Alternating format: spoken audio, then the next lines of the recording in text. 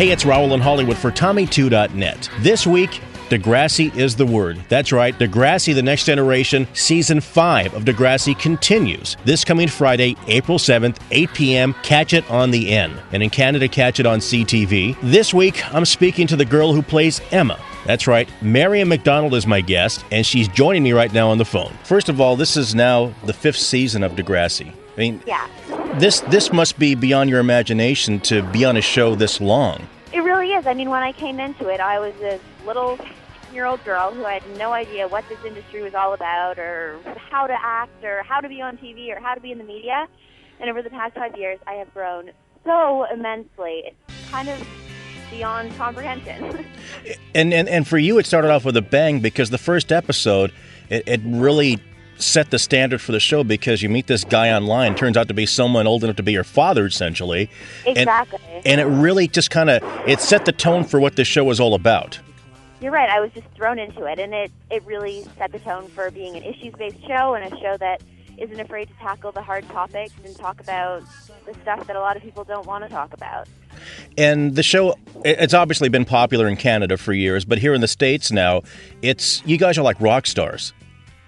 It's pretty insane. I mean, the reaction we get from the fans when we go down to do like a mall tour or any kind of press signing is unbelievable. It's so thrilling, and our fans are so amazing and so dedicated. And I would imagine your life has changed quite a bit where you just can't go out to Tim Hortons and get a coffee without being pestered by people. Tim Hortons, I love it. Well, yeah, it's a little different. I mean, I feel a little self-conscious sometimes if I walk through like a crowd of kids and they're kind of pointing and stuff, but I've learned to love it, and I've learned how to, I don't know, just sort of compose myself when I'm around people that I need to be all composed around, and I also know how to tell who's my true friend and who I can just sort of let loose and be myself around, so that's the bonus.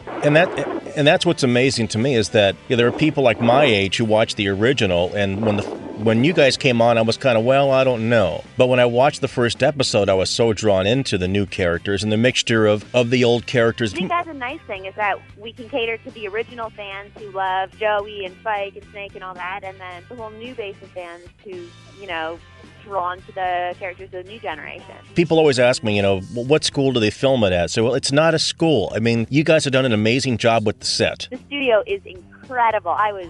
My jaw dropped when I walked in there for the first time. It's ridiculous.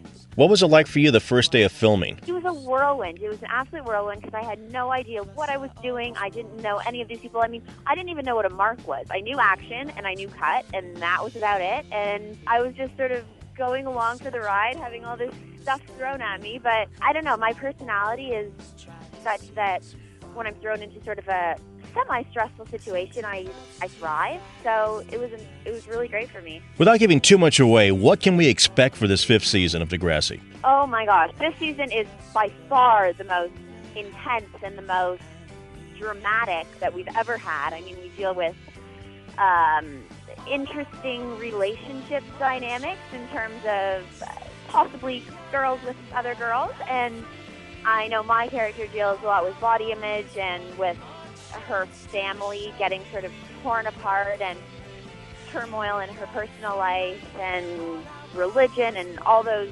issues that are so taboo in most settings. Who do you think, if there's one character on the show that you would have to say would be your best friend in real life, who would that be? That is a good question. You know what? Maybe I would say Manny, because I'm one of those people who is often attracted to their opposite, and me in real life is not what Manny's like in the show, so I think we probably have a similar relationship to Emma and Manny, where they're best friends most of the time.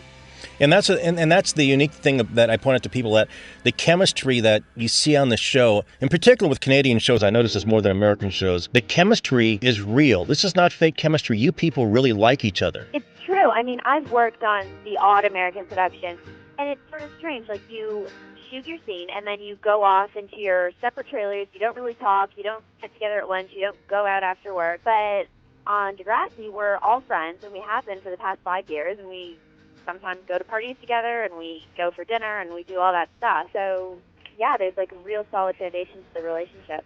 And from what I understand, there's going to be a Degrassi movie sometime soon.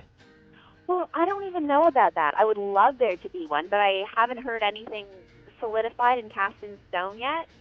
So fingers crossed on that. I hope so, because this is worthy of a movie, and not a typical cheap TV movie. This is a very good program that it does so much for people. I mean, it makes people feel good. It makes people think about accepting people of all cultures and races and backgrounds. If you're gay or whatever, it Right. kind of shows that people can get along. This is what life is all about. You're absolutely right. I think a movie would be absolutely amazing because we reach out to a whole new fan base yet again, and we'd introduce more people to what the show is all about. And like you said, I mean, the themes of acceptance and about just sort of learning who you are and learning how to make mistakes and recover from them.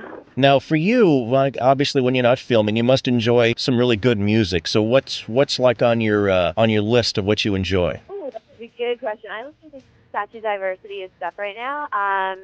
I mean, as far as like classic rock bands, I love the Red Hot Chili Peppers, and I think I always will. And the Beatles, of course. And I'm really into Franz Ferdinand and some indie stuff like Stars. They're a band based out of Montreal, and Broken Social Scene, and God, the list goes on.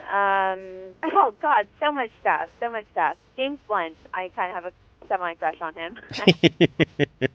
He says you're beautiful, okay? Who doesn't? Well, that's an amazing song because it's so heartfelt.